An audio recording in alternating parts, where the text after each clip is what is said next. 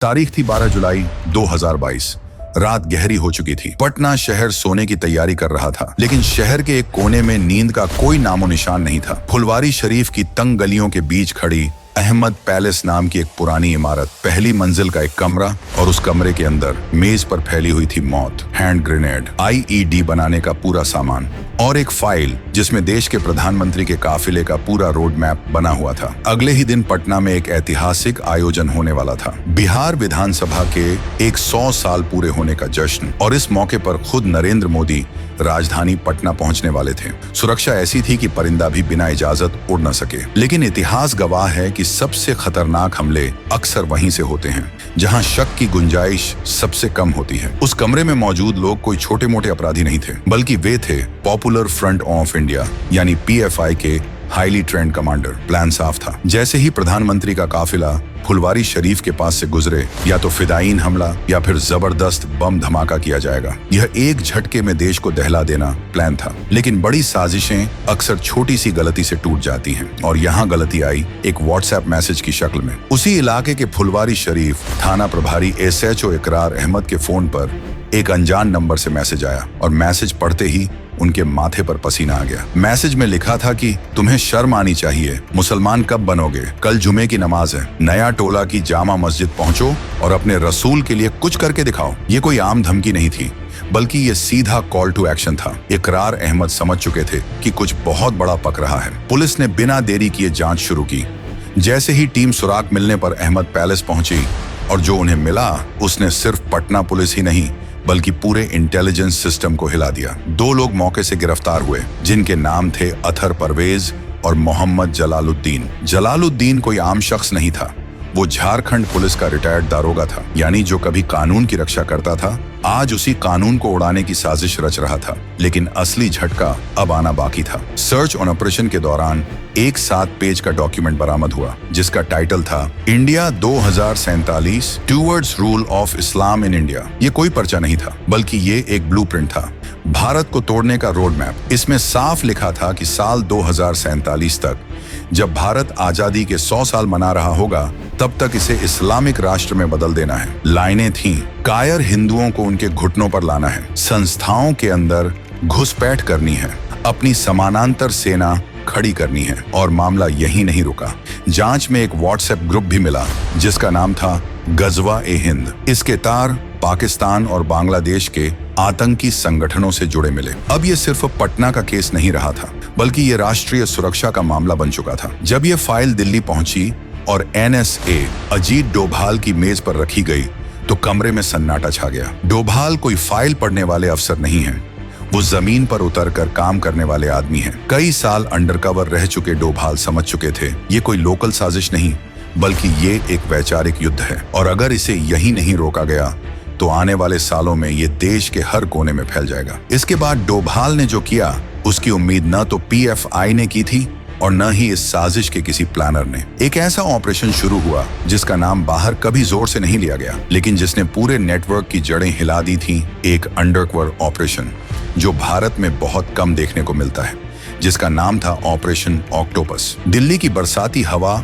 उस दिन कुछ ज्यादा ही भारी लग रही थी। तारीख थी जुलाई 2022, जगह साउथ ब्लॉक, दिल्ली। देश के सबसे सुरक्षित कॉरिडोर में एक कमरा बंद था, न मीडिया, न नोट्स, न फाइल मूवमेंट, बस 3 लोग और एक फैसला, जो आने वाले महीनों में भारत के भीतर छिपे एक पूरे नेटवर्क को जड़ से उखाड़ देने वाला था।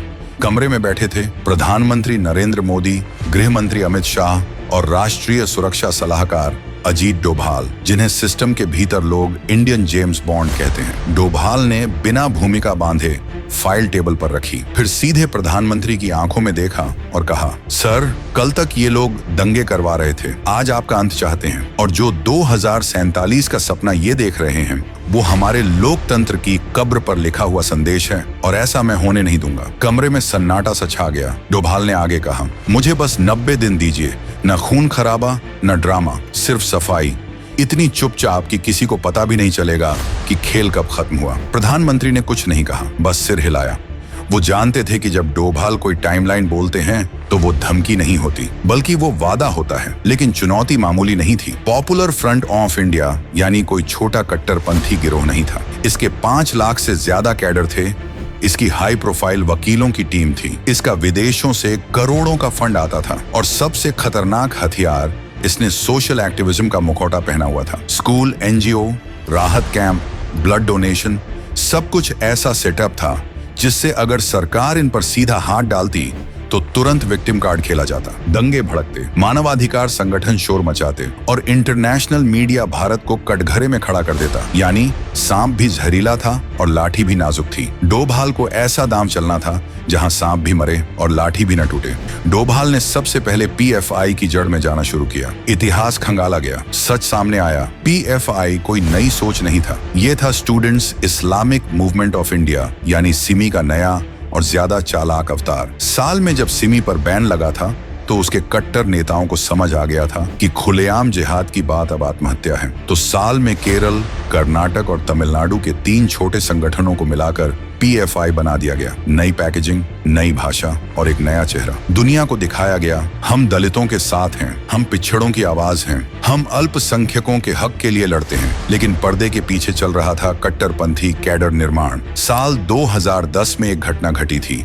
केरल के मलयालम के एक प्रोफेसर थे, टीजे जोसेफ। उन्होंने एक प्रश्न पत्र बनाया था जिसमें एक किरदार का नाम मोहम्मद था, जिसके बाद मुस्लिम कट्टरपंथियों ने उन पर उनके पैगंबर मोहम्मद पर गलत टिप्पणी करने का इल्जाम लगाया। प्रोफेसर साहिब ने सामने आकर सफाई दी कि वो बस एक कैरेक्टर का नाम था और अगर किसी की भावनाएं आहत हुई तो उन्होंने माफी भी मांगी, लेकिन कट्टरपंथी नहीं माने। और अगर गलती भी थी तो सुधार का रास्ता था। पुलिस, कोर्ट, कानून सब थे, लेकिन पीएफआई ने क्या किया? दिन दहाड़े जब वो कार में अपनी माताजी का इलाज कराने जा रहे थे तो उनका हाथ काट दिया। बस यहीं से डोभाल को साफ हो गया था कि ये संगठन सुधार नहीं बल्कि डर के जरिए विचार थोपना चाहता है। 2017 में एक और परत खुली। केरल से आईसिस ज्वाइन करने गए कई युवक पीएफआई के ट्रेनिंग कैंप से निकले थे। ईडी की जांच में 120 करोड़ से ज्यादा की रकम गल्फ देशों से हवाला के जरिए भारत आने का खुलासा हुआ। ये पैसा गरीबों के लिए नहीं था, ये पैसा दंगों, हथियारों और स्लीपर सेल्स के लिए था। डोभाल समझ चुके थे, पीएफआई एक ऑक्टोपस है। शरीर कहीं है लेकिन हाथ हर जगह, और ऑक्टोपस को मारने के लिए एक एक टेंटेकल नहीं बल्कि उसके सभी हाथ एक साथ काटने पड़ते हैं। डोभाल की पहली चाल थी पीएफआई को उनके ही समाज से अलग करना। सबसे जरूरी था ये साबित करना कि पीएफआई इस्लाम नहीं है और पीएफआई भारतीय मुसलमानों की आवाज भी नहीं है। डोभाल नहीं चाहते थे कि पीएफआई की वजह से देश का आम मुसलमान सड़कों पर आए। जिनके नाम का इस्तेमाल कर ये लोग आग लगा रहे थे, उन्हीं को सबसे पहले इस आग से दूर रखना था। रणनीति साफ थी, पहले नैरेटिव तोड़ो, फिर नेटवर्क काटो और अंत में कानून से सफाई करो, बिना शोर, बिना दंगे और बिना अंतरराष्ट्रीय तमाशे के। और यहीं से शुरू होता है वो ऑपरेशन जो इतिहास में दर्ज हुआ एक ऐसी कार्रवाई के रूप में जिसमें गोली नहीं चली लेकिन पूरा सिस्टम ढह गया। दिल्ली की एक शांत शाम, लेकिन अंदर खाने देश की सबसे बड़ी सफाई की उलटी गिनती शुरू हो चुकी थी। 30 जुलाई 2022, जगह दिल्ली। एक इंटरफेथ कॉन्फ्रेंस बुलाई गई। मंच पर देश के नामी सूफी संत, मुस्लिम विद्वान और अलग अलग इस्लामिक स्कूल ऑफ थॉट के प्रतिनिधि मौजूद थे। ये कोई आम कॉन्फ्रेंस नहीं थी बल्कि ये रणनीति का पहला वार था। और तभी दरवाजा खुला। कमरे में दाखिल हुए अजीत डोभाल। कोई भाषण नहीं, कोई धमकी नहीं, बस शांत आवाज और ठोस बात। डोभाल ने कहा, कट्टरपंथ किसी भी धर्म को मजबूत नहीं करता, वो सिर्फ उसे बदनाम करता है। और जो संगठन धर्म के नाम पर नफरत फैलाते हैं वो धर्म के अपने नहीं बल्कि धर्म के दुश्मन होते हैं।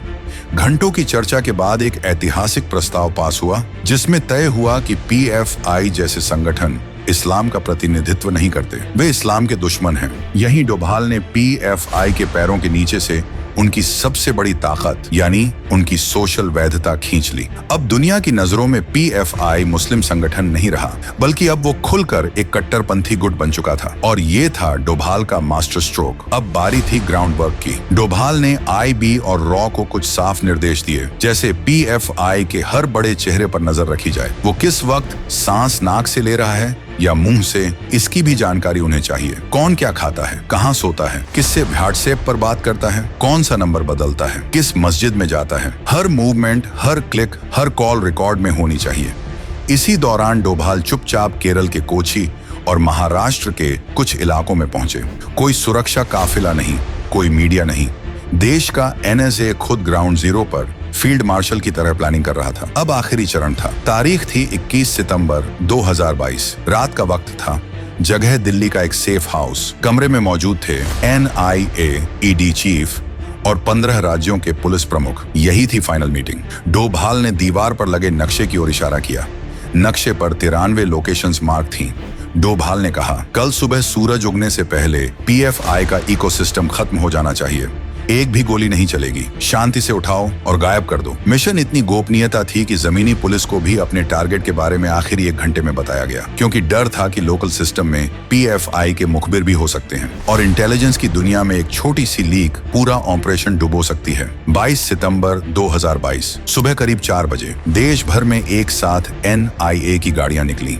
केरल में PFI चेयरमैन ओए सलाम के घर दरवाजा तोड़ा गया। वो हक्का बक्का रह गया। उसे लगता था कि वो अजेय है। दिल्ली में परवेज अहमद अपने बेडरूम से उठाया गया। कर्नाटक, तमिलनाडु, UP, बिहार, हर जगह एक ही सीन। नेता अभी नींद से आंखें मल ही रहे थे कि हथकड़ियां उनकी कलाई पर कस चुकी थी। पहले ही दिन 100 छाहा PFI के बड़े मगरमच्छ जाल में थे। अब असली खेल शुरू हुआ। लैपटॉप, मोबाइल, हार्ड डिस्क, जो डेटा निकला उसने डोभाल के हर शक पर मुहर लगा दी। RSS के बड़े नेताओं की हिट लिस्ट, 2023 की शुरुआत में देश में बड़े धमाकों की प्लानिंग, देश के कई शहरों में स्लीपर सेल्स की पूरी मैपिंग, ये सभी देख NIA की टीम भी हैरान रह गई। PFI को लगा कि ये एक रूटीन रेड है। उनके समर्थक केरल और तमिलनाडु में सड़कों पर उतर आए। बसें जलाई गईं, पेट्रोल बम फेंके गए, हिंसा फैलाई गई। उन्हें लगा कि सरकार डर जाएगी, लेकिन वो भूल गए थे सामने कौन खड़ा है। अजीत डोभाल। डोभाल ने 5 दिन इंतजार किया। PFI को लगा कि तूफान थम गया।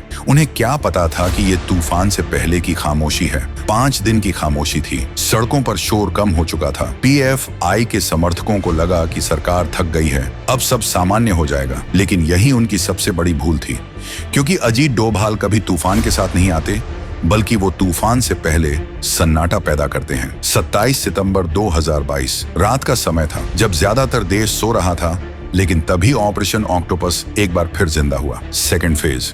इस बार निशाना वे लोग थे जो सामने नहीं दिखते थे, लेकिन दंगों की चिंगारी वहीं फूंकते थे। सेकंड लाइन ऑफ कमांड, वो चेहरे जो पहले पर्दे के पीछे थे और अब अपने गुरुओं के पकड़े जाने के बाद खुद को सुरक्षित समझ रहे थे। शाहीन बाग, मालेगांव, केरल, कर्नाटक, तमिलनाडु, एक बार फिर दरवाजे टूटे, सायरन गूंजे और हथकड़ियां लगने लगी। 170 से ज्यादा नई गिरफ्तारियां।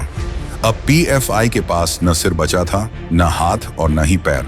जिस संगठन ने खुद को एक विशाल आंदोलन समझ लिया था, वो ताश के पत्तों की तरह जमीन पर बिखर चुका था। 28 सितंबर 2022 सुबह का समय। गृह मंत्रालय की तरफ से एक छोटा सा नोटिफिकेशन जारी हुआ। उसमें बस कुछ पंक्तियां थीं। PFI और उसके 8 सहयोगी संगठनों को UAPA के तहत 5 वर्षों के लिए प्रतिबंधित किया जाता है। इतना ही। लेकिन इन पंक्तियों ने एक पूरे सपने को दफन कर दिया। वो सपना जो 2047 तक भारत को एक इस्लामिक देश बनाने का दावा कर रहा था। डोभाल का 90 दिन का वादा सिर्फ 75 दिनों में पूरा हो चुका था। बिना गोली, बिना सेना उतारे, बिना देश को जलाए।